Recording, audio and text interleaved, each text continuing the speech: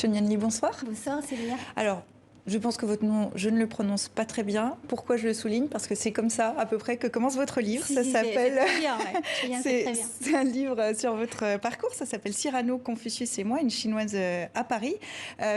Vous racontez votre parcours, vous racontez votre naissance en Chine, votre arrivée en France. Et puis, on constate que, avec le temps, vous maîtrisez les codes et les visions des deux pays. Oui. La Chine est souvent dans l'actualité, en Europe, oui. Surtout en ce moment aussi avec la pandémie. Est-ce que, malgré tout, vu d'Europe, vous direz qu'on ne comprend rien à la Chine, à sa mentalité, à sa culture et que c'est un peu un casse-tête? Je pense que, en fait, le regard extérieur sur la Chine est souvent très différent du regard intérieur de la Chine. Donc, et assez souvent, je constate quand même qu'il y a des perceptions assez différentes et même de méconnaissances et de malentendus ou de préjugés entre nos deux mondes. Et je pense que les deux parties devraient encore faire plus d'efforts. Alors, quel est le principal malentendu qu'a l'Europe sur la Chine? En fait, la Chine, elle est un grand pays, elle a mille visages qu'on peut regarder sous différents angles.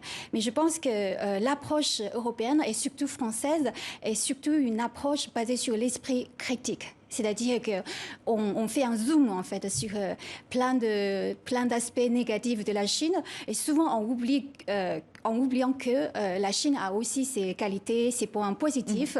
Et donc je pense qu'aujourd'hui l'approche occidentale vis-à-vis de la Chine, à mon point de vue, manque encore de nuances. Et de subtilité.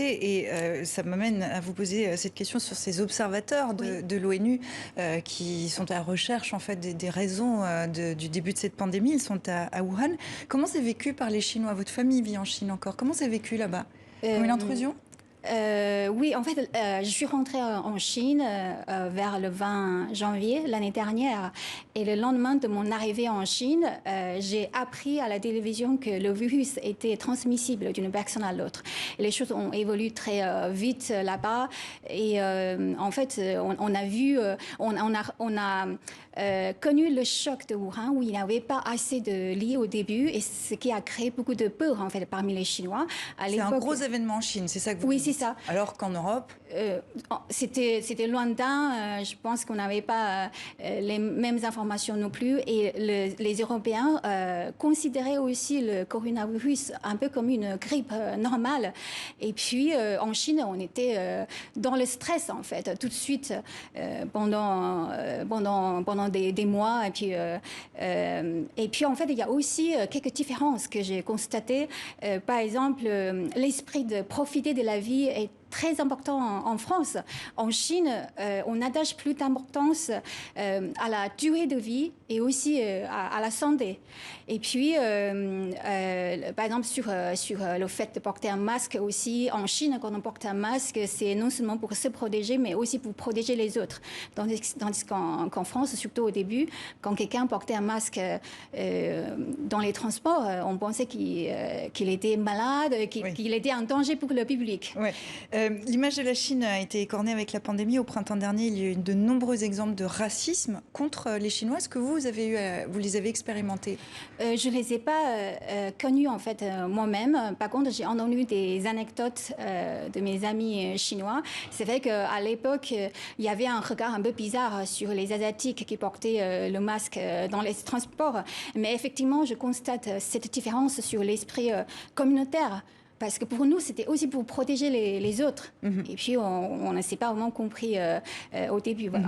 Alors, je précise que vous êtes aussi une spécialiste des relations commerciales franco-chinoises, ce qui m'amène aussi à profiter de votre regard. Est-ce qu'il y a un lien entre le succès de la Chine sur le plan économique et le régime politique?